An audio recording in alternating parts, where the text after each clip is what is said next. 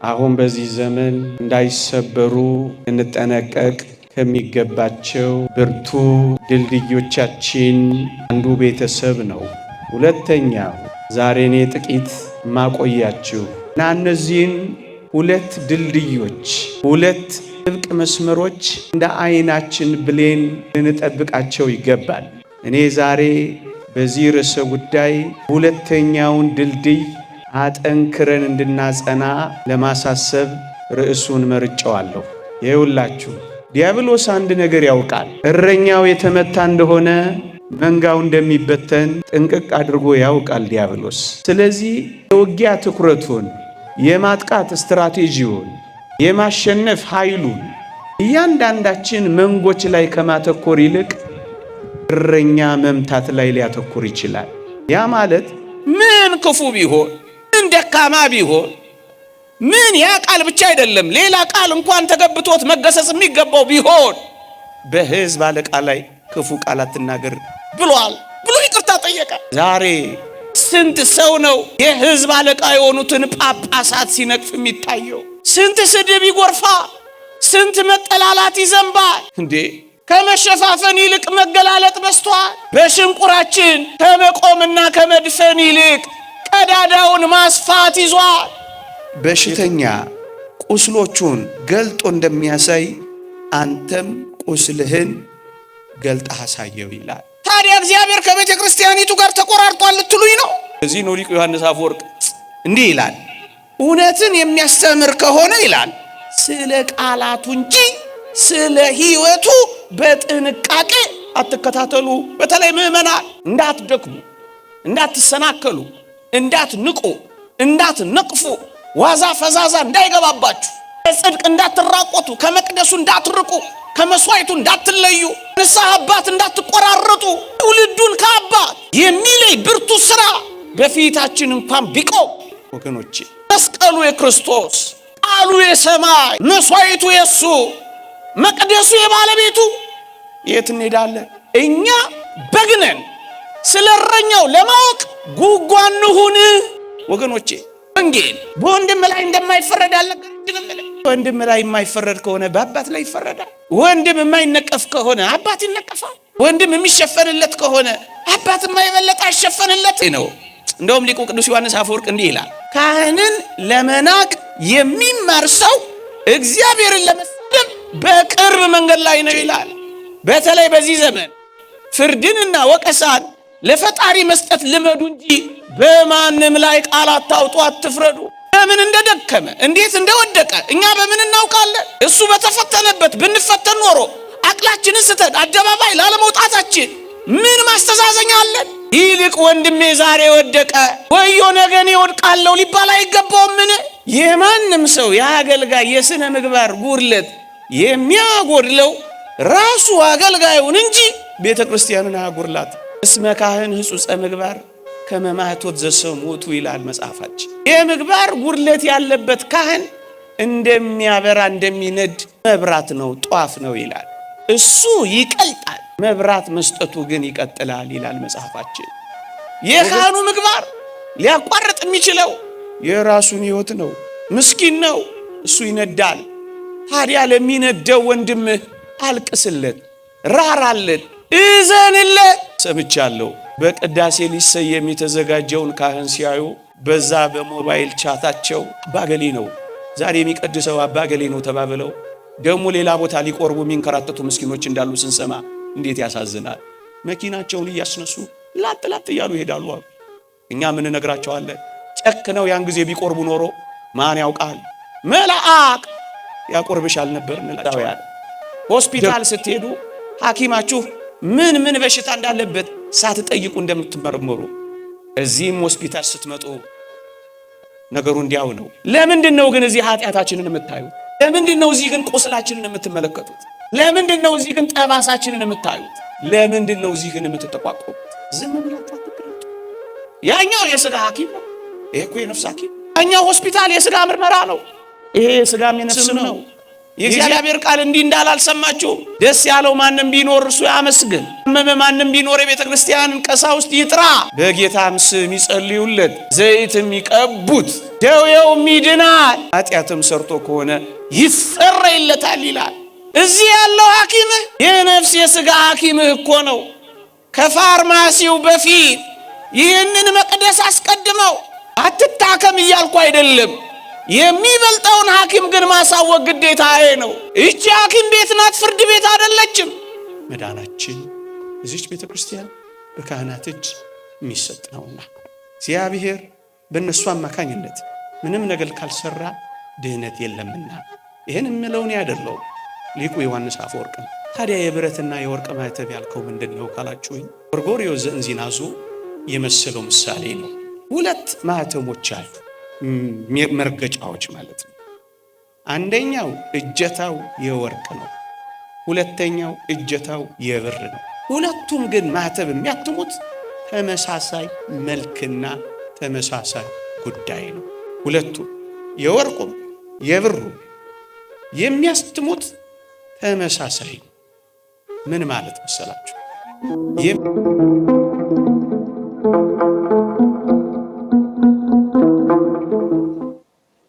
የብረትና የወርቅ ማኅተብ በዚህ ርዕስ ጥቂት ደቂቃ አቆያችኋለሁ። የብረትና የወርቅ ማኅተብ በትምህርት የማጠናቀቂያ ርዕሴን ነግሬያችሁ አበቃለሁ። አሁን በዚህ ዘመን እንዳይሰበሩ ልንጠነቀቅ ከሚገባቸው ብርቱ ድልድዮቻችን አንዱ ቤተሰብ ነው። ቤተሰብ የተሰበረ እንደሆነ ሁሉ ነገር ይሰበራል። ቤተሰብ ሲበላሽ አገር ይበላሻል። ቤተሰብ እንከን ሲገጥመው ትውልድ እንከን ይገጥመዋል። ቤተሰብ የሀገር መሰረት ነው። አንዱ በዚህ ዘመን በጣም ልንጠነቀቅለት የሚገባው ቤተሰብ ነው።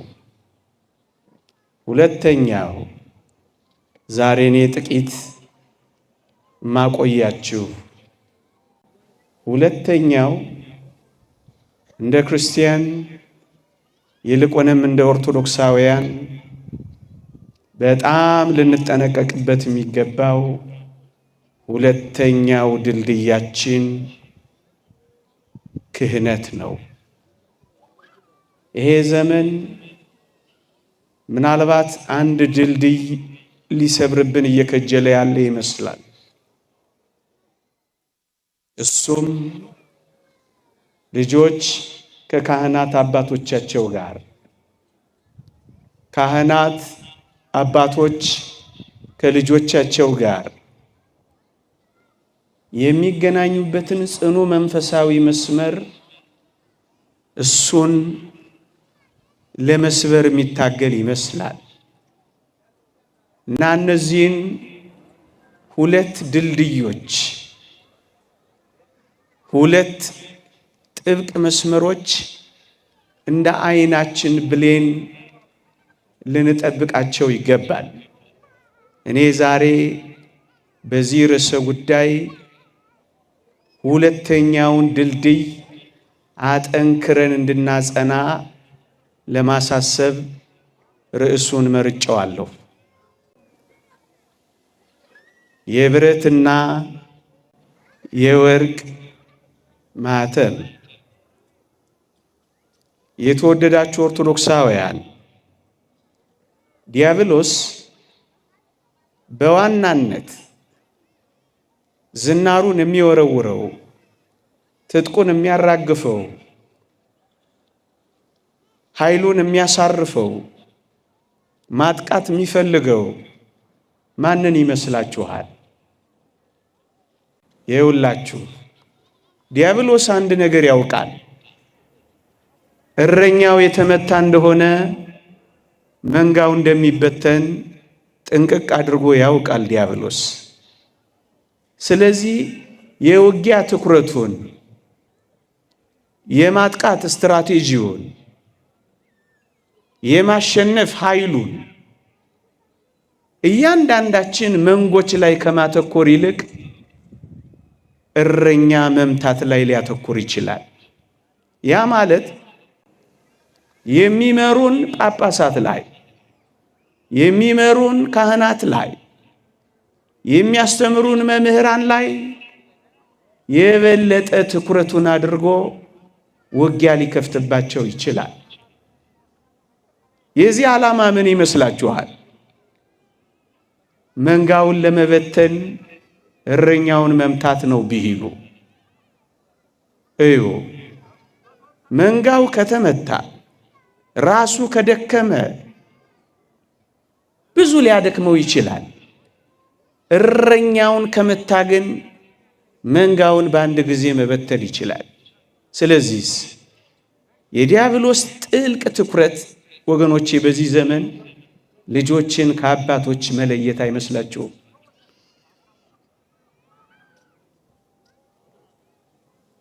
ትኩረቱ መንጋውን ለማጥቃት ምንጩን መምታት ነው የያዘው። ወገኖቼ አንዳንዶች የእግዚአብሔርን ቃል እያወቁ እንዴት ይሆናሉ? በቤተ መቅደስ እንዴት እንደዚህ ይደረጋል? እንዲያና እንዲህ የሚሉ ምክንያቶችን በማቅረብ አንዳንዶች በአባቶች ወይም በእረኞች በሚመጡ አንዳንድ ጉዳዮች ሃይማኖታቸውን እስከ መቀየር እንኳን ደርሰዋል። ግን ይውላችሁ እዚህ የሚያገለግሏችሁ ካህናት ደግሞም የሚመሩን ጳጳሳት ሰዎች መሆናቸውን አትርሱ። የመላእክት ማህበር ውስጥ ገና እኮ አልገባንም። ድል የነሱ መስተጋድላን ጋር እኮ ገና አልተጨመርንም። ገና እኮ ክንፍ አላወጣንም። እንዴት ነው የምታዩ? ገና እኮ እንደናንተ ነን። ምናልባት ውጊያ በስቶ አንዳንዶቻችን ከእናንተ እንኳን ደክመን ሊሆን ይችላል። ቅድም ካልኳችሁ ከብርቱ የዲያብሎስ ቀስቶች ያላመለጥን ልንሆን እንችላለን። ታዲያ እንዴት እንፈራረዳለን ወገኖቼ? ዲያብሎስን ታስታውሳላችሁ? በዚህ በገዳመ ቆሮንጦስ ጌታችንን ከፈተነባቸው ወይም ልፈትን ካለባቸው ቦታዎች አንዱ ካህናትን ደግሞም ካህናትን ድል በምነሳበት በቤተ መቅደስ እስኪ ልውሰደው እንዳላልሰማችሁ? የተወደዳችሁ ኦርቶዶክሳውያን ቤተ መቅደስን ፈተና አለ። እንኳን ቤተ መቅደስ አዳም የተፈተነው በገነት ውስጥ አይደል? ለዚህ ነው ጌታችንን ወደ ቤተ መቅደስ ጫፍ ይዞት የወጣው። ምክንያቱም ካህናትን ድል በምነሳበት እስኪ ልንሳው ብሎ። አዎ ድል ልንነሳ እንችላለን። አዎ ልንሸነፍ እንችላለን። አዎ ልንደክም እንችላለን። አዎ ልንወድቅ እንችላለን። ይሄን በማየት ትታችሁን ትሄዳላችሁ? ደከሙ ወደቁ ብላችሁ ትራሩልናላችሁ እንጂ ትፈርዱብናላችሁ? የዲያብሎስ ጽኑ ውጊያ በአንድ ምስኪን አባትህ ላይ የተከፈተበት እንደሆነ ምናልባት በጸሎት ታግዘዋለህ፣ ምናልባት እጆችን ትዘረጋለታለህ እንጂ እንዴት ትጠቁምበታለህ? ሁለተኛው ቁም ነገሬ እዩ ወገኖቼ፣ በቤተ መቅደስም ድል የምንነሳቸው ይኖራሉ። ለምን ትደነቃላችሁ? በገነት እንኳን ድል ተነስቷል ስላችሁ እዩ። አንድ ሌላ ነገር ልጠቁማችሁ። ታስታውሳላችሁ? የተወደደ መድኃኒታችን ኢየሱስ ክርስቶስ ትዝ የሚላችሁ ከሆነ ቁጭ ብሎ በ12 ዓመቱ የተማረው ደግሞም ተመላልሶ የጎበኘው ምኩራቡ በኦሪት የነበረው ያ መቅደስ ብዙ ድካም እኮ ነበረበት ወገኖቼ። ታስታውሳላችሁ? በዛ ዘመን ሮማውያን አንድ ሊቀ ካህናት፣ አይሁድ ደግሞ ሌላ ሊቀ ካህናት ሾመው ትእዛዝ እግዚአብሔርን ያፈረሱበት ዘመን ነበረ። አንድ ሁለተኛ ካህናቱ የነቢያቱን ትምህርት የማይሰሙ እግዚአብሔር መስዋዕት እስኪቀር ድረስ ቤተ መቅደሱ አሳዛኝ ሆኖ ነበረ። ያኔ ነው ግን ክርስቶስ ቁጭ ብሎ የተማረው። ያኔ ነው ግን ክርስቶስ ወደዚያ ቤተ መቅደስ እግሩን ያቀናው። የተወደዳችሁ ኦርቶዶክሳውያን ጉድለታቸውን እያየ ቁጭ ብሎ እንደተማረ አስተዋላችሁ? ያውቃቸዋል። ልብና ኩላሊታቸውን ይመረምረዋል። ማንም ነጋሪ አያስፈልገውም፣ ይረዳቸዋል። ጉድለታቸውንም ብጥር አድርጎ ያየዋል። ግንስ ቁጭ ብሎ ይማራል ስላችሁ? ቁጭ ብሎ መጽሐፍ ገልጦ ይሰማቸዋል። ጀርባውን አልሰጣቸውም። እነዚህም አይረቡም አላላቸውም። ታስታውሳላችሁ? እንደውም በመጨረሻው ፋሲካ ገበታቸውን ገለበጠው እንጂ እነሱን መሻባረራቸው። ትታችኋቸው ሂዱ መቻለ።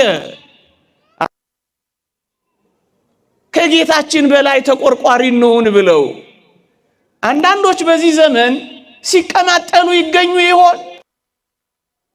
ያንድን ካህን ድካም በማየት ጀርባችሁን ትሰጡት ይሆን? የንስሐ አባታችሁን ጥቂት ጉድለት በማየት ሸሽታችሁት ይሆን? በር ዘግታችሁ እሱ በዚህ ሲመጣ እናንተ በዛ አሳብራችሁ ሄዳችሁ ይሆን እንዴ? አንዳንዶች እኮ ቤተ መቅደስ መምጣት ትተዋል።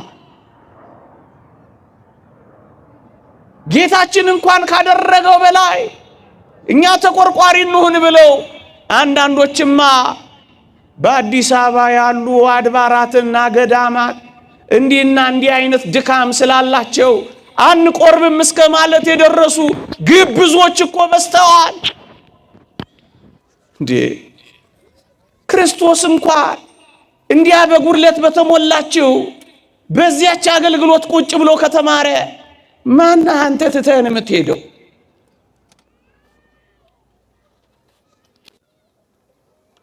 ማን ነው ጀርባውን ሰጥቶ ሊሄድ የሚችለው? አያችሁ፣ የተወደደ መድኃኒታችን እንኳን ቁጭ ብሎ የተማረ ከሆነ እኛ ደግሞ ቁጭ ብለን ልንማር አራያ እንደሆነን አስተዋላችሁ? ትታችኋቸው ሂዱ መቻል፣ ጀርባቸውን ስጡ መቻል እንዴ! ያቺኛዋ እኮ ከድካም በላይ እኮ ናት። ከድካም በላይ ሆኖ ግን ስራ ሰራላት እንጂ መቼ አፈረሳት? አንዳንዶች ወደ ማፍረስ ትግል ይዘዋል። በጣም ግብዞችና ቅምጥሎች ሆነዋል። ይቅር በሉኝ ለቋንቋዬና ክርስቶስ እንደሌለባት አድርገው መናገር የጀመሩ በስተዋል።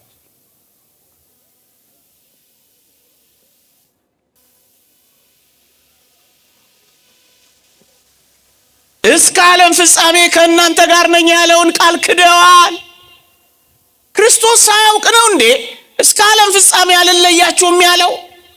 የተወደዳችሁ ኦርቶዶክሳውያን ክርስቶስ በነበረባት በዚያች አንዲት የሐዋርያት ጉባኤ እኮ ይሁዳም ነበረ። ምን ያስደንቃል? ክርስቶስን የማያረክሰው ይሁዳ ከሌለ ለስም አጠራሩ ክብር ይግባውና ቤተ ክርስቲያንን ነውር የሚያሳያት እድፈት የሚያመጣባት የሚያረክሳት ሌላ ይሁዳ የለም። ንጽሕት ናት፣ ቅድስት ናት፣ ነውር እድፈት የሌለባት፣ መጨማደድ የማያውቃት ልዩ ናት። ታዲያ አንዱ ይሁዳ የተወደዳችሁ ኦርቶዶክሳውያን ጌታ በወንጌል በግልጽ የነገራችሁን ደግሞ እንናገረው፣ ያስተማረንን እንድገመው። እንዲህ ነው የሚለው ጌታ በወንጌል ያዘዟችሁን ሁሉ አድርጉ ጠብቁትም፣ ነገር ግን እየተናገሩ አያደርጉትምና እንደ ሥራቸው አታድርጉ ያለን አይደለምን? በቃ በግልጽ ተነግሯል። ያዘዟችሁን ሁሉ አድርጉ ጠብቁትም፣ እየተናገሩ አያደርጉትም፣ ሥራቸውን አታድርጉ አለ እንጂ ትታችኋቸው ሂዱ መቻለ፣ ጀርባቸውን ስጧቸው መቻለ፣ አስራት በኩራት ንፈጓቸው መቻለ፣ ከእጆቻቸው አትቁረቡ መቻለ። የተወደዳችሁ ክርስቲያኖች አንድ እውነት እንንገራችሁ። ራሱ በተግባር ሊያደርግ የማይችለው እርሱ እንዴት እኔን ያስተምራል እንዴት ትላላችሁ? ለእናንተ የሚናገረው ካህኑ ወይ ጳጳሱ ወይ መምህሩ ይመስላችኋል? አይደለም፣ ራሱ ክርስቶስ ነው። መስዋዕቱንም የምትቀበሉት ከክርስቶስ ነው።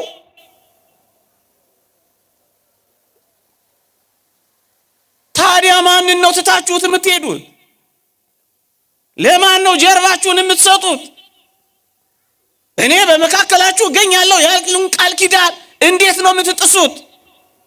እኛ አይደለም የምንነግራችሁ፣ ራሱ ክርስቶስ ነው የሚነግራችሁ። ራሱ መንፈስ ቅዱስ ነው የሚያስተምራችሁ ወገኖቼ። ታዲያ እንዴት ክርስቶስ ትታችኋቸው ሂዱ ካላለ እኛ እንዴት ነው ተታትተን የምንሄደው? ወገኖቼ እንኳን ፍጽምት በሆነችው በአዲስ ኪዳን እንኳን ዛሬ በምንኖርባት ወደ ሰማያዊ መሻገሪያ በሆነችው በዚች መሰላል በሆነችው የእግዚአብሔር ደጅ እንኳን በኦሪት እንኳን ምን እንደተባለ አልሰማችሁ? ላስታውሳችሁ። ቅዱስ ጳውሎስ በዚህ በሐዋርያት ሥራ ምዕራፍ 3 ቁጥር 5 ላይ አንድ ሰው አገኘና እንዲህ አለው፣ በኖራ የተለሰንክ ግድግዳ ነህ አለው። ቅዱስ ጳውሎስ ነው ያለው። ከዚያ አካባቢ ከነበሩ ሰዎች ጠጋ ብለው ምን አሉት መሰላችሁ? አንተ አሉት። አቤት አላቸው ቅዱስ ጳውሎስ። ይሄ የተናገርከው ሰው እኮ ሊቀ ካህናት ነው አሉት። ቅዱስ ጳውሎስ ምን እንዳለ ስሙ። ወንድሞች ሆይ የሐዋርያት ሥራ ምዕራፍ 23 ቁጥር 5 ወንድሞች ሆይ ሊቀ ካህናት መሆኑን ባላውቅ ነው በሕዝብ አለቃ ላይ ክፉ ቃላት ትናገር ተጽፏል። ምን ክፉ ቢሆን ምን ደካማ ቢሆን ምን ያ ቃል ብቻ አይደለም ሌላ ቃል እንኳን ተገብቶት መገሰጽ የሚገባው ቢሆን በሕዝብ አለቃ ላይ ክፉ ቃላት ትናገር ብሏል ብሎ ይቅርታ ጠየቀ። ዛሬ ስንት ሰው ነው የሕዝብ አለቃ የሆኑትን ጳጳሳት ሲነቅፍ የሚታየው? ስንት ስድብ ይጎርፋል፣ ስንት መጠላላት ይዘንባል። እንዴ ከመሸፋፈን ይልቅ መገላለጥ በዝቷል። በሽንቁራችን ከመቆምና ከመድፈን ይልቅ ቀዳዳውን ማስፋት ይዟል። የተወደዳችሁ ኦርቶዶክሳውያን እዩት።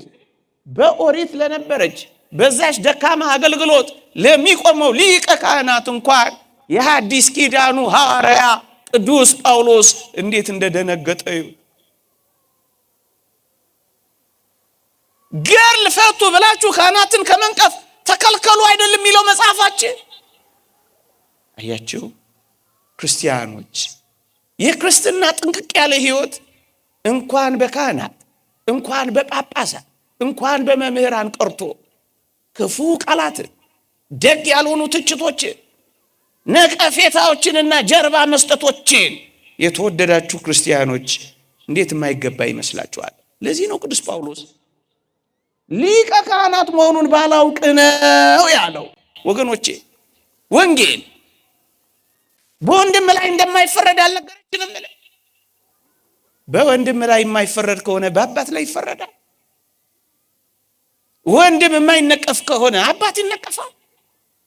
ወንድም የሚሸፈንለት ከሆነ አባት የማይበለጥ አይሸፈንለትም። ወገኖቼ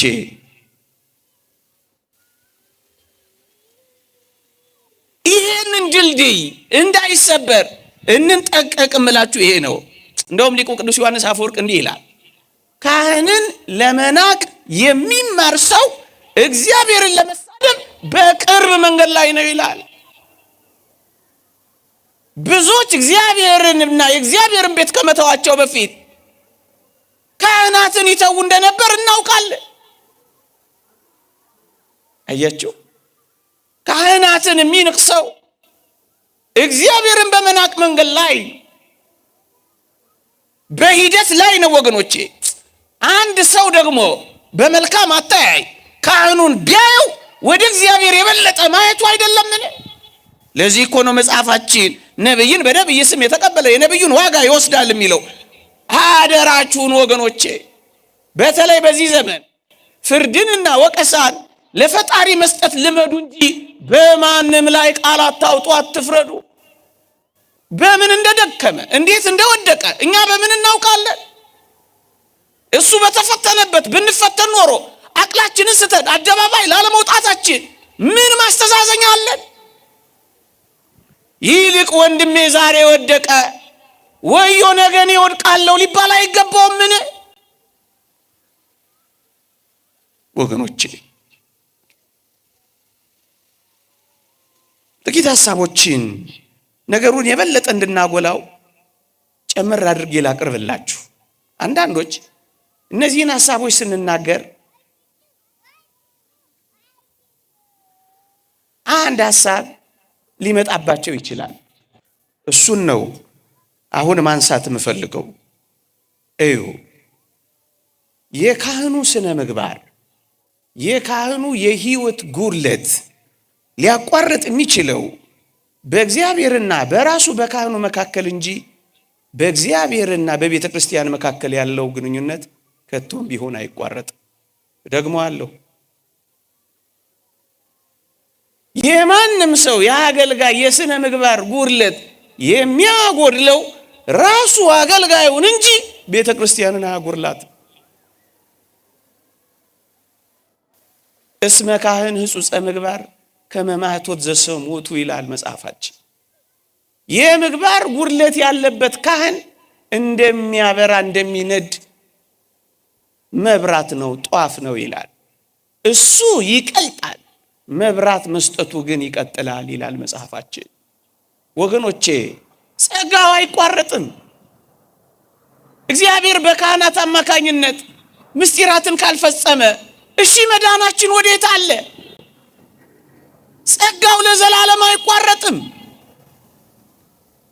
እሳቱ ዘውትር ይነዳል፣ መስዋዕቱም ሁሌ ይሰዋል፣ ልጅነትም ዘውትር ይሰጣል። የእግዚአብሔር ጸጋ መች ይቋረጣል? እግዚአብሔር የለባትም ባዮች እንግዲህ ምን ይሆኑ? የካህኑ ምግባር ሊያቋርጥ የሚችለው የራሱን ሕይወት ነው። ምስኪን ነው፣ እሱ ይነዳል። ታዲያ ለሚነደው ወንድምህ አልቅስለት፣ ራራለት፣ እዘንለት። ሰምቻለሁ በቅዳሴ ሊሰየም የተዘጋጀውን ካህን ሲያዩ በዛ በሞባይል ቻታቸው አባገሌ ነው ዛሬ የሚቀድሰው አባገሌ ነው ተባብለው ደግሞ ሌላ ቦታ ሊቆርቡ የሚንከራተቱ ምስኪኖች እንዳሉ ስንሰማ እንዴት ያሳዝናል። መኪናቸውን እያስነሱ ላጥ ላጥ እያሉ ይሄዳሉ አሉ። እኛ ምን ነግራቸዋለን? ጨክነው ያን ጊዜ ቢቆርቡ ኖሮ ማን ያውቃል መልአክ ያቆርብሻል ነበር እንላቸዋለን። ደግሞስ በበደልና በኃጢአት አንተዋወቅም ሁላችንም? ያንዳንዶች ስለተገለጠ፣ ያንዳንዶች ስለተሰወረ፣ አንዳንዶች በመሰወር ብልጣ ብልጦች ሆነን አንዳንዶች በድካም ደግሞ ፈጣጦች ሆነን ስለሆን እንጂ በድካም የማይጠየቃለ። ኃያላን እንዴት ወደቁ? ኃያላን እንኳን ይወድቁ የለ። ክህነቱ እሳት ናት ወገኖቼ። ሰሙ ይጎዳል፣ መብራት ግን ይሰጣል። እግዚአብሔር ለሌሎች ጸጋን በመስጠት ይኖራል፣ ምስኪኑ ካህን ግን ይጎዳል። ታዲያ ለዚህ ምስኪን ማዘን ነው መራራት ነው እንጂ የሚገባው በዚህ ዘመን መፈራረጅ ይገባል። ራሩላቸው፣ እዘኑላቸው፣ አልቅሱላቸው ከቻላችሁ፣ ማልዱላቸው ከቻላችሁ።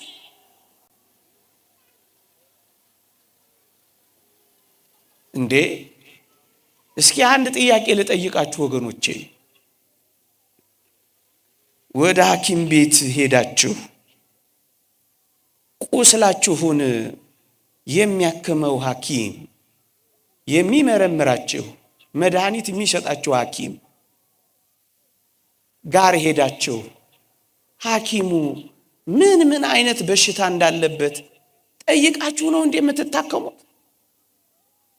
እንዴ ዝም ብላችሁ አይደል እንዴ ቁስላችሁን የምትገልጹለት? እርቃናችሁን ሆናችሁ የምትመረመሩ? በእርግጠኝነት የኔና የእናንተ ካርድ እንጂ የሚወጣው ሐኪም ቤት ስንሄድ የሐኪሙ ካርድ አይደለም የሚወጣው። ይሄ እኮ የታወቀ ነው። የተወደዳችሁ ኦርቶዶክሳውያን ሆስፒታል ስትሄዱ ሐኪማችሁ ምን በሽታ እንዳለበት ሳትጠይቁ እንደምትመረመሩ እዚህም ሆስፒታል ስትመጡ ነገሩ እንዲያው ነው። ለምንድን ነው ግን እዚህ ኃጢአታችንን የምታዩት? ለምንድን ነው እዚህ ግን ቁስላችንን የምትመለከቱት? ለምንድን ነው እዚህ ግን ጠባሳችንን የምታዩት? ለምንድን ነው እዚህ ግን የምትጠቋቆሙት? ዝም ብላችሁ አትቀለጡ። ያኛው የሥጋ ሐኪም ነው፣ ይሄ እኮ የነፍስ ሐኪም ነው። ያኛው ሆስፒታል የሥጋ ምርመራ ነው፣ ይሄ የሥጋም የነፍስም ነው። የእግዚአብሔር ቃል እንዲህ እንዳል አልሰማችሁም? ደስ ያለው ማንም ቢኖር እርሱ ያመስግን፣ የታመመ ማንም ቢኖር የቤተ ክርስቲያንን ቀሳውስት ይጥራ፣ በጌታም ስም ይጸልዩለት፣ ዘይትም ይቀቡት፣ ደዌውም ይድናል፣ ኃጢአትም ሰርቶ ከሆነ ይሰረይለታል ይላል። እዚህ ያለው ሐኪምህ የነፍስ የሥጋ ሐኪምህ እኮ ነው። ከፋርማሲው በፊት ይህንን መቅደስ አስቀድመው። አትታከም እያልኩ አይደለም፣ የሚበልጠውን ሐኪም ግን ማሳወቅ ግዴታዬ ነው። ይቺ ሐኪም ቤት ናት፣ ፍርድ ቤት አይደለችም። እስከ መቼ ተፈራረድን? እንደው ይቅርታ አድርጉልኝና ከኛ በላይ አደባባይ የሚሰጣለ፣ ከኛ በላይ የተፈራረጀ ዘመን ያሳልፋለ፣ ከኛ በላይ የተናናቀ ሊበጣጠስ አንድ ሐሙስ የቀረው አለ። እውነት እንደው እንነጋገር ከተባለ ከኛ በላይ ቁስል የበዛበት አለ፣ ከኛ በላይ የታመመ አለ። የበለጠ ታማሚዎች ከሆን የበለጠ ትኩረትና እንክብካቤ ነው የሚገባል። ቆርጦ መጣል ይገባል። እስከ ሞት ድረስ ከደረሰ እውነት ነው ቆርጦ ይጣላል፣ ይወገዛል። እዚያ እስካላደረሰስ ይታከማል። ዋልቦ ጸሊያ ስጋው ሊጠላ የሚችል ከቶ የለማ። ለምን ትጠላኛለህ ሲሆን አይሲዩ ውስጥ እንደገባ በሽተኛ ተመልከተኝ። አንድ ሐሙስ ነው የቀረኝ። በእውነት እንደዚህ አይነት ታማሚዎች እንደሚኖሩ እናውቃለን። ግንስ የበለጠ ልንንከባከባቸው አይገባም። ታመዋላ፣ ቆስለዋላ፣ በዲያብሎስ ተመተዋላ። ታዲያ የሚያስፈልገው የበለጠ ትኩረትና እንክብካቤ ነው ወገኖቼ። ከሆስፒታሉ በፊት ቤተ ክርስቲያን፣ ከግሉኮሱ በፊት ቀንዲሉን፣ ከዶክተሩ እንደውም ሊቁ ዮሐንስ አፈወርቅ ምን ይላል? በሽተኛ ቁስሎቹን ገልጦ እንደሚያሳይ አንተም ቁስልህን ገልጠህ አሳየው ይላል። ቅዱስ ጳውሎስ እያንዳንዱ የገዛ ራሱን ሥራ ይፈትን አይልም? ወገኖቼ በዚህ ዘመን ማንንም ሳንመለከት በተቻለን መጠን የራሳችን ቁስሎች ላይ ብቻ እናተኩር። ደግሞ አለው የኔ ድካም ላይ ብቻ፣ የኔ ጉድለት ላይ ብቻ፣ የኔ ቁስል ላይ ብቻ፣ የገዛ ራሴን ስራ መፈተን ብቻ፣ ሌላውን ሁሉ ሳላይ፣ ሳልናገር፣ ሳልሰማ፣ ሳላይ በራሳችን ስራ ላይ ብቻ ማተኮር፣ በቁስሎች ላይ ብቻ ማተኮር። ያንተን ቁስሎች ብቻ ተመልከት።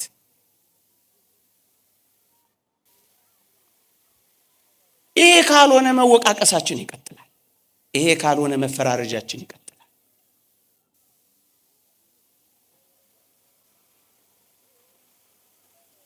በዚህ ጉዳይ ላይ በረከቱ ትደርብንና ቅዱስ አትናቴዎስ እንዲህ ይላል። ገበሬ በጭቃ እጁ ስንዴ ቢዘራ ስንዴው አልበቅልም ይላል እንዴ? ይላል። እዩ፣ ገበሬ የሚዘራው ስንዴ በጭቃ እጁ ነው፣ ስንዴው ግን ይበቅላል። ድካም ቢኖርብኝ፣ በደል ቢኖርብኝ፣ ስተት ቢኖርብኝ የእግዚአብሔር ቃል የነጠረ ቃል ነው። ኃይሉ የኔ አይደል፣ ቃሉ የኔ አይደል፣ ትምህርቱ የኔ አይደል። የእግዚአብሔር ቃል ስራ ይሰራል። በጭቃ እጅ ሆኖ ስንዴው እንደሚበቅል በደካማ እንኳን ቢሆን እግዚአብሔር ስራ ይሰራል። ታዲያ እግዚአብሔር ከቤተ ክርስቲያኒቱ ጋር ተቆራርጧል ልትሉኝ ነው? ለዚህ ነው ሊቁ ዮሐንስ አፈወርቅ እንዲህ ይላል፣ እውነትን የሚያስተምር ከሆነ ይላል ስለ ቃላቱ እንጂ ስለ ሕይወቱ በጥንቃቄ አትከታተሉ። በተለይ ምዕመናን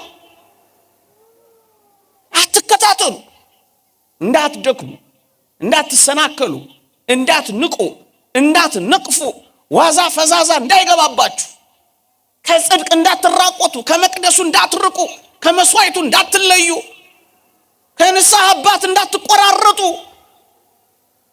ትውልዱን ከአባት የሚለይ ብርቱ ስራ በፊታችን እንኳን ቢቆም ወገኖቼ፣ መስቀሉ የክርስቶስ፣ ቃሉ የሰማይ፣ መስዋዕቱ የሱ፣ መቅደሱ የባለቤቱ፣ የት እንሄዳለን?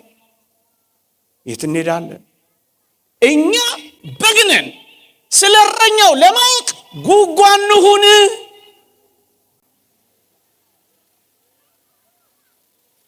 አዎ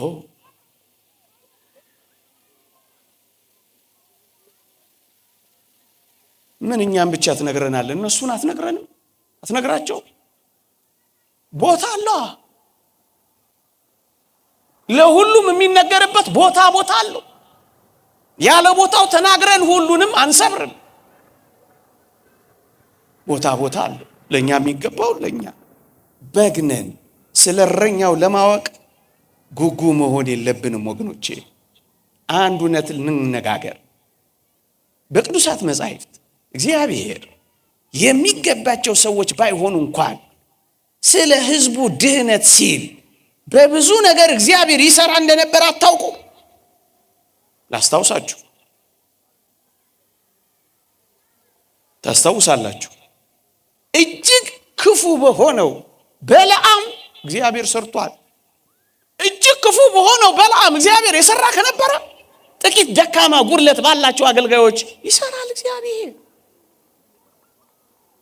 እግዚአብሔር እንዴ በዚያ በወንጌል ላይ ማቴዎስ ወንጌል ምዕራፍ 7 ላይ አልሰማችሁም? ከቶ አላውቃችሁም እኮ ያላቸው ተአምራት አላደረግንምን? በስምህ አጋንንትን አላስወጣንምን? እንዲና እንዲያ አልሆንምን ያሉትን እኮ ነው። ምን እንዳለ አላስታውሳችሁ? እዩ ከቶ አላውቃችሁም ማለት አውቃቸው፣ ግንስ ተአምራት አድርገዋል፣ ግንስ አጋንንትን አውጥተዋል፣ ግንስ በተለያየ ቋንቋ ተናግረው ይሆናል፣ ግንስ አያውቃቸው። ጭክን ብለን ደግሞ እናስብካል እግዚአብሔር በበልዓም አህያ የተናገረ አይደለምን? ለሕዝቡ ድህነት ሲል እግዚአብሔር መስራቱን አያቋርጥም። እግዚአብሔር የለም አይባልም። አንዳንዶች በድፍረት እንዲህ እንደስከ ማለት ደርሰዋል። ከቤተ እግዚአብሔር ቀርተዋል። ከመስዋዕቱ ተለይተዋል። ከአባቶች ተቆራርጠዋል። መስቀል ሲያዩ ሸሽተዋል። ይሄ አንድ ድልድይ የተሰበረ እንደሆነ ያስታውቃል። እኛ ይሄን በመረዳት ትእዛዝ እግዚአብሔርን በማክበር የሚበልጠውን በመጠበቅ ልንኖር ይገባል። ሌላውንስ ለእግዚአብሔርና ለእግዚአብሔር ፍርድ ንቶ ለጊዜ እንስጠው። አዎ የሚያሙ ነገሮች ሊኖሩ ይችላሉ። አንድ ቃል ግን አስታውሱ፣ ፍርድ ከእግዚአብሔር ቤት ተነስቶ የሚጀምርበት ጊዜ ደርሷል፣ እርሱም አሁን ነው ይላል። ፈራጁ ሊፈርድ ያለው እኛ ቀድመን ፈራጆች ምን ሆነን ነው?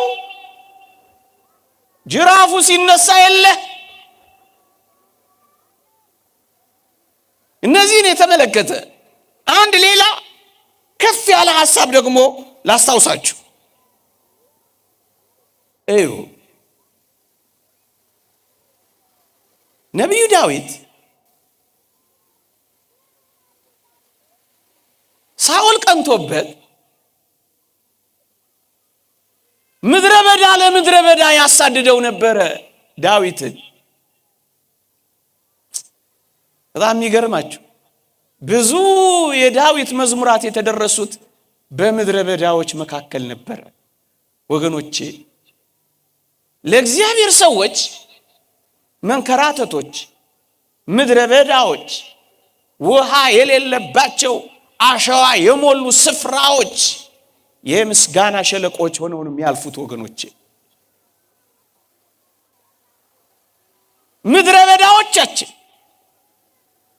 የችግርና የመከራ ጊዜዎቻችን የበለጠ እግዚአብሔርን የምናውቅባቸው ቦታዎች፣ የምናውቅባቸው ረድኤተ እግዚአብሔርን የምንጣጥመባቸው፣ መለኮታዊ ጥበቃውን የምንማርባቸው ጊዜያት እንደሆኑ አታውቁምን? እነዚህና የሚመጡት ክፉና ከባድ ጊዜያት እንኳን ቢሆኑ በእርግጠኝነት ልንገራችሁ ታምነን ከቆም ረድኤተ እግዚአብሔርን እናይበታለን፣ ኃይሉን እንቀምስበታለን። በምድረ በዳ ዳዊት በኤዶምያስ ምድረ በዳ የዳዊት መዝሙር ሲል ትሰሙታላችሁ። በይሁዳ ምድረ በዳ የዳዊት መዝሙር ሲል ታዩታላችሁ። ምድረ በዳ ለምድረ በዳ ነው እነዚህን መዝሙራት የዘመረው ዳዊት። በምድረ በዳ ማንጎራጎር ይቅር ወገኖቼ። አዎ በረሃብ ምድረ በዳችን፣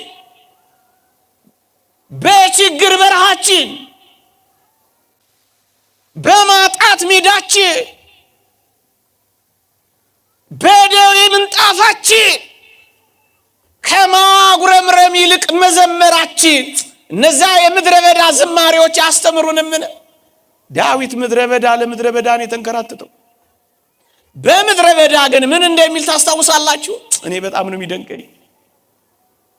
በምድረ በዳዎች ነፍሴ አንተን ተጠማች ብሎ እኮ ነው የሚዘምረው። በምድረ በዳ ሰው ውሃ ይጠማል እንጂ እግዚአብሔርን ይጠማል? አዎ የእግዚአብሔር ሰዎች በመከራቸው መካከል፣ በችግሮቻቸው መካከል እግዚአብሔርን ይጠሙታል፣ እግዚአብሔርን ያጣጥሙታል፣ እግዚአብሔርን ያውቁበታል፣ እግዚአብሔርን ይቀምሱበታል፣ ወደ እግዚአብሔር ከፍ ይሉበታል፣ ጥበቃውን ያዩበታል፣ ከረድኤቱ ጋር ይገናኙበታል። ለዚህ እኮ ነው በምድረ በዳ ዘር ባልተዘራበት ስፍራ እንደተከተልሽኝ አስቤያለሁና ይላው የሚለው።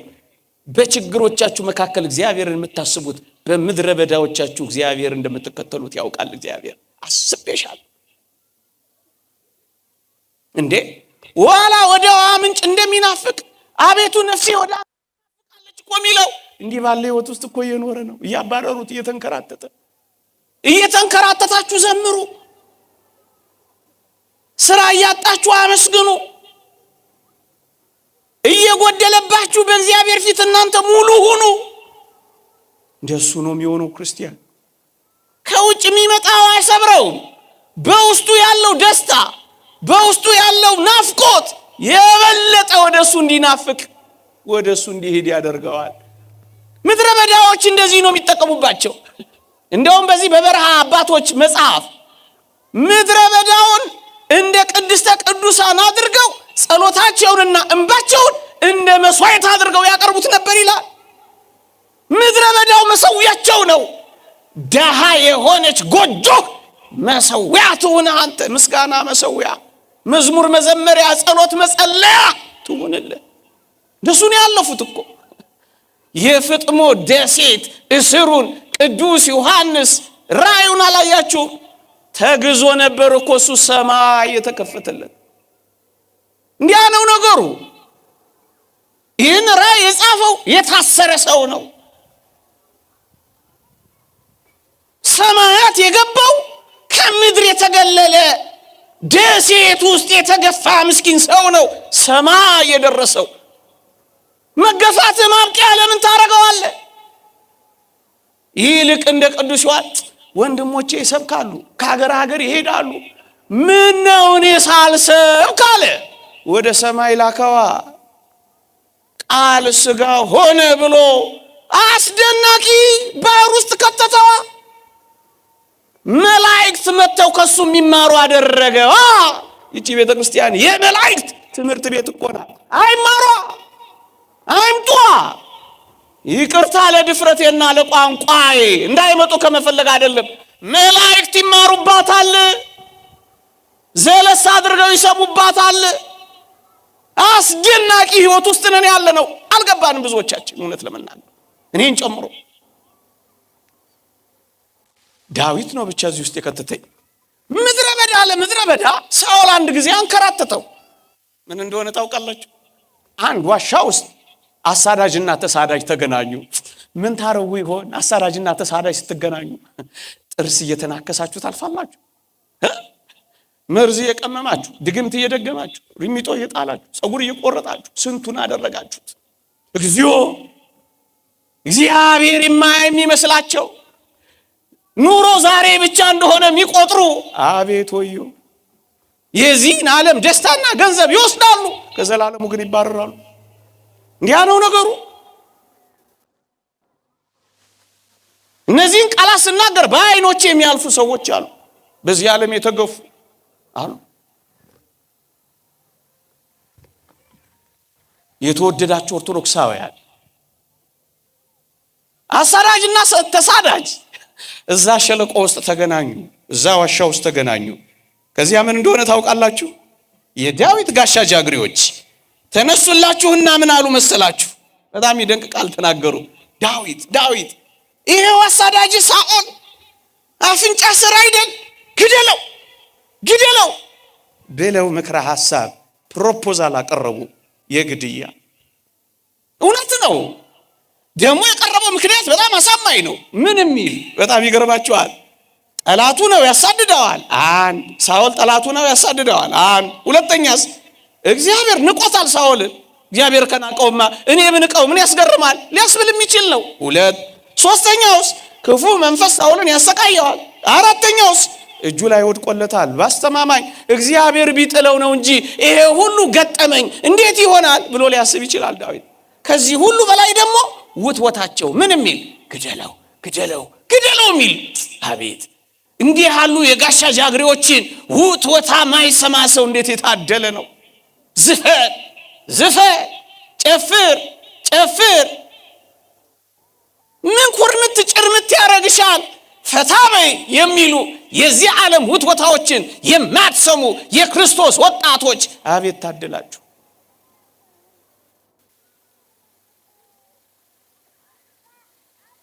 ሳቃቸውን እያያችሁ እናንተ እያለቀሳችሁ ግን እንደነሱ አይነት ሳቅ ላለመሳቅ እንባ እያፈሰሳችሁ ያላችሁ አቤት ታደላችሁ።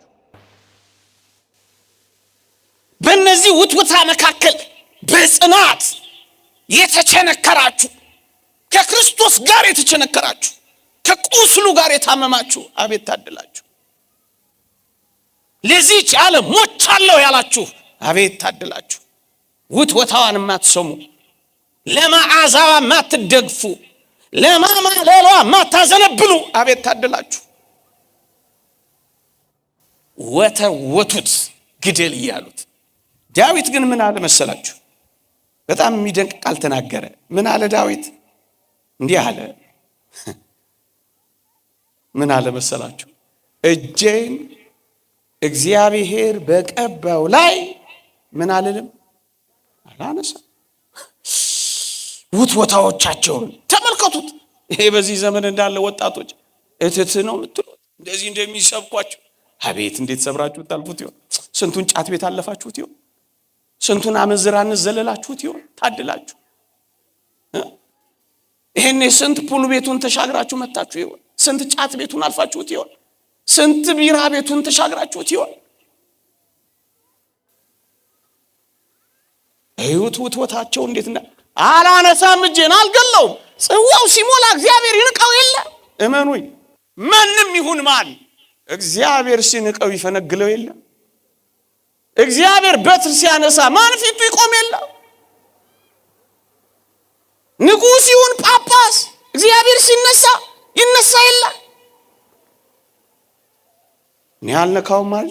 እኔ አልነካውም። እግዚአብሔር ይንካው፣ እኔ አልነካውም። እግዚአብሔር ይነሳበት፣ እኔ አልነሳበትም።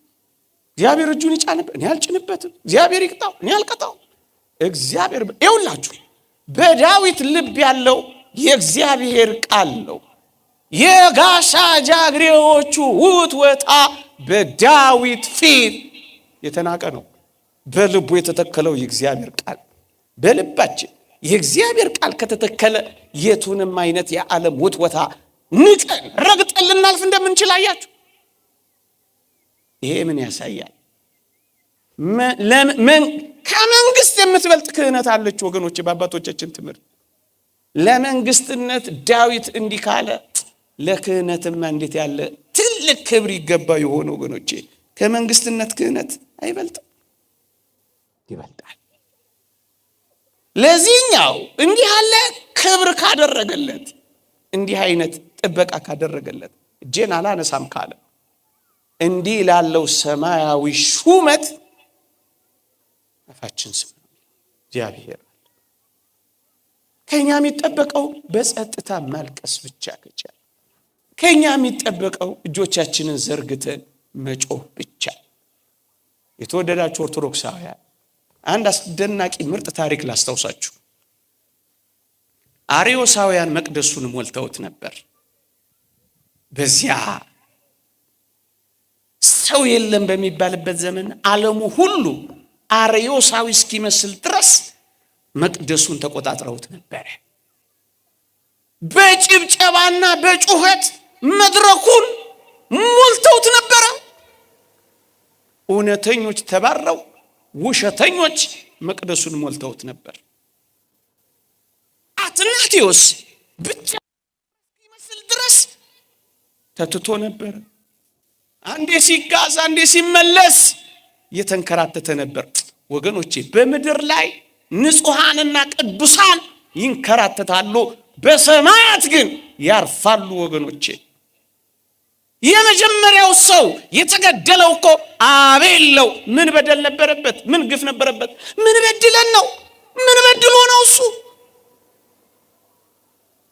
ምን ግፍ ሰርቶ ነው እሱ? የመጀመሪያውን የበደል ጽዋ ገፋሾች ቅዱሳን ናቸው። አሁንም የመጨረሻውም ዘመን ላይ ቅዱሳን ናቸው። ይልቅ እንዲህ ካሉ ከሚገፉ ጋር ለመሆን ነው መታገል ያለ። ከገፊዎች ጋር እንዳንሆን፣ ከአስዋፊዎች ጋር እንዳንሆን ብቻ እምላችሁ። አርዮሳውያን መቅደሱን ሞልተውት ኦርቶዶክሳውያኑ ተባረው አንድ መጽሐፍ ላይ እንዳየሁት በውሽንፍርና በጎርፍ በውርጭ እየተመቱ አሳዛኝ በሆኑ መጠለያዎች እግዚአብሔርን በተስፋ እየጠበቁ ያመልኩ ነበር ይላል። ግንስ በዝምታ እግዚአብሔርን ይለምኑት ነበር ይላል። ኋላስ እግዚአብሔር ገለበጠ። ምን አደረገው? በሞቴ እለእስክንድሮስ ምሽት ላይ መጣው። አርዮስ ጠዋት ወደ መቅደስ ይገባል። ምስጢራተ ቤተ ክርስቲያንም ይፈጽማል ይቀድሳል አሉት ለእስክንድሮስ ማታ። ከዚያስ እለእስክንድሮስ ፓትርያርኩ በጸጥታ ይጮሃል። በውሽንፍርና በውጭ ያሉት እጆቻቸውን ዘርግተው ያለቅሳሉ የተባረሩት።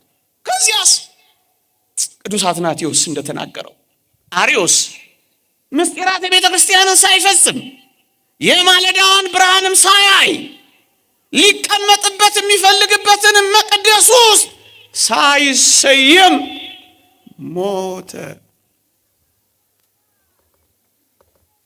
የሚጸልይ ጠፍቶ ይመስላል። የምር የሚጾም የምር የሚንበረከክ የዝምታ ጩኸታቸውን ተመልከቱት። እለእስክንድሮስና በውጭ የተገፉት አለቀሱ። እንባቸው ከጎርፉ ጋር እንባቸው ከውሽንፍሩ ጋር አብሮ ይወርድ ነበረ። ኋላስ የተገፉት ተመለሱ፣ የወጡት ገቡ፣ የተባረሩት መጡ።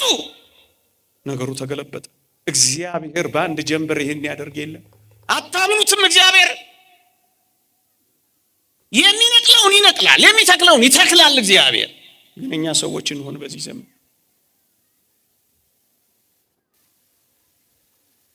ሰዎች እንሆን። እግዚአብሔር እንኳን ካህናት ምን ያህል ቢያስቀይሙት በግልጽ እንደማይቀጣ አላያችሁም? በምን ካላችሁኝ አሮንን እግዚአብሔር በስውር ቀጥቶታል ይላሉ። ሙሴን አሙት። አሮን ካህን ነው። ማርያም እህቱ ጋር ሆነው አምተውታል። እንዴት አድርጎ ሙሴ ኢትዮጵያዊቷን ያገባል ብለው አሙት። ማርያምን እግዚአብሔር በለምጽ አነደዳት በሕዝብ ሁሉ ፊት እያሳያል። አሮንን ግን በስውር ቀጥቶታል ይላሉ አባቶቻችን። ካህን ነው። እግዚአብሔር በስውር የተጠነቀቀላቸው ከሆነ እኔና እናንተ የምንገላለጠው እንዴት ሆነን ነው?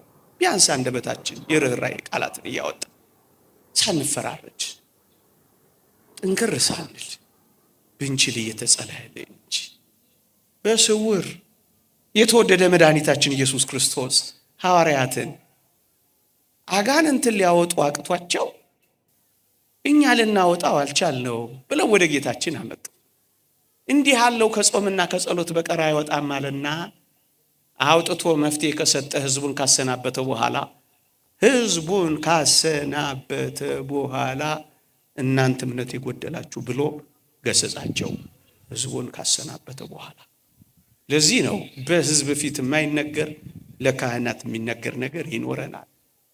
ሕዝቡን ካሰናበተ በኋላ ነው። በሕዝብ ፊት ይሄ ሁሉ ውርጅብኝ። አንድ ሰሞንማ የጳጳሱ ቅሌት፣ የጳጳሱ ስኬት እንዴት ያሳፍራል! ፓትርያርክን እስከ መስደብ መድረስ ዝም አይባል። ያውም በማናውቀው ነገር፣ ያውም በማንረዳው ነገር፣ ያውም ልብና ኩላሊትን በማንመረምረው ነገር፣ ያውም በጣም ብዙ የተወሳሰበ ባለበት ነገር፣ ያውም ብዙ ሴራ በሚተበተብበት ዘመን፣ ያውም ብዙ የጀርባ ግፊቶችና ጫናዎች በሚጎርፉበት ዘመን፣ ያውም ኃጢአት በጋረደው ሰውነታችን ተው እንጂ ይልቅ ከቻል የቅዱሳንን ገድል እንጂ የኃጥአንን ክፋት በእነዚህ በማህበራዊ ሚዲያዎች መለጠፍና ማውሳት ቢቀርብን፣ የወንድም በደል ቢቀርብን። ቤተ ክርስቲያን የቅዱሳን ገድል እንጂ ያላት የኃጥአን ክፋት።